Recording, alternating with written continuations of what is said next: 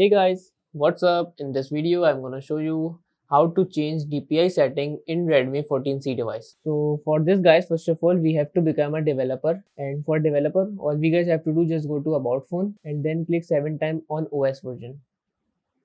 So as you see, we are now a developer. Now go back and then scroll to additional settings. Just tap on additional settings and then click to developer option here. So in this section guys, we have to find about the smallest width. So this one is the smallest width here. By the way, this is the DPI settings. If we want to change this like 450. So as you see, the DPI setting is now changed. Again, let us change to increase the size. So all we guys have to do just decrease the number like 280.